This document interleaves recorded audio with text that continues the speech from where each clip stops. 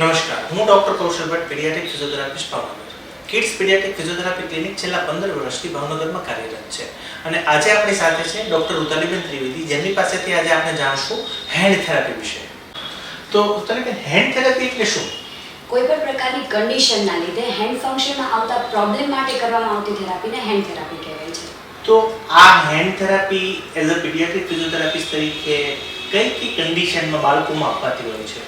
Neurological conditions જેવી કે હેમિપ્લેજિયા, peripheral nerve injuries અને ઓર્થોપેડિક કન્ડિશન્સ જેવી કે ફ્રેક્ચર, ક્રશ ઇન્જરીઝ એના માટે હેન્ડ થેરાપી કરાવાય છે. તો તમે જ્યારે બે વર્ડ યુઝ કર્યા કે હેમિપ્લેજિયા અને પેરિફેરલ નર્વ ઇન્જરી, એટલે એક સીએનએસ ઇન્જરી છે અને એક પેરિફેરલ નર્વ ઇન્જરી છે, તો શું આ હેન્ડ થેરાપીમાં બંનેમાં કોઈ ડિફરન્સ હોઈ શકે?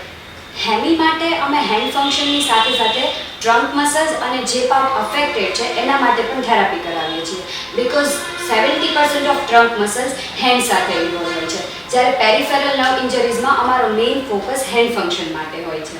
ઓકે, તો એઝ અ ફિઝિયોથેરાપિસ્ટ તરીકે આની અંદર તમારો રોલ શું, કે આની અંદર આપણે હેન્ડ થેરાપી કેવી રીતે કરાવી શકીએ? એઝ અ પીડિયાટ્રિક ફિઝિયોથેરાપિસ્ટ અમે પેસિવ મૂવમેન્ટ કરતા પ્લે થેરાપી, બાળકના એક્ટિવ પાર્ટિસિપેશનથી થેરાપી કરાવીએ છીએ. ઓકે, તો આની અંદર બે પ્રકારની થેરાપીઓ છે આપણને સાંભળવા મળે છે કે એક હાથ બાંધી અને હાથની થેરાપી કરાવી અને બંને હાથે, જેને બાયમેન્યુઅલ ટાસ્ક કહેવાય, અને એક કન્સ્ટ્રેન્ટ ઇન્ડ્યુસ મૂવમેન્ટ થેરાપી છે. તો એ બંને થેરાપી વિશેનો ડિફરન્સ જણાવશો? બાયમેન્યુઅલ થેરાપી એટલા માટે કરવામાં આવે છે કે એવી ઘણી એક્ટિવિટીઝ છે જે આપણે બંને હાથથી કરતા હોય છે અને જેમાં ટ્રંક મસલ્સ પણ ઇન્વોલ્વ હોય છે, એટલા માટે બંને હાથથી થેરાપી કરાવીએ છીએ.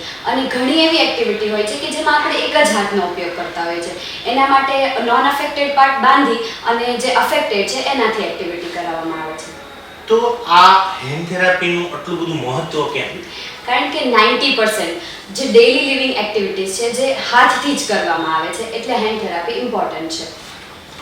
ઓકે, તો આપણે ઉતાલીબેન પાસેથી જાણ્યું કે હાથ આપણું ઘરની લગભગ દિવસ, આપણી દિનચર્યા લગભગ આપણે હાથથી જ કરતા હોઈએ છીએ, એટલે હેન્ડ થેરાપી ઇમ્પોર્ટન્ટ છે, જેની અંદર એક હાથે વાપરવું કે બે હાથ વાપરવા અને થેરાપી કરવી, એ બધી જ વસ્તુ ઇન્ક્લુડ છે. પણ સાથે એક વસ્તુ એમણે સંદેશો એને આપ્યો કે એક એક્ટિવ પાર્ટિસિપેશન, કે હાથ ઊંચો નીચો કરવાનો નથી, પેસિવ મૂવમેન્ટ નથી.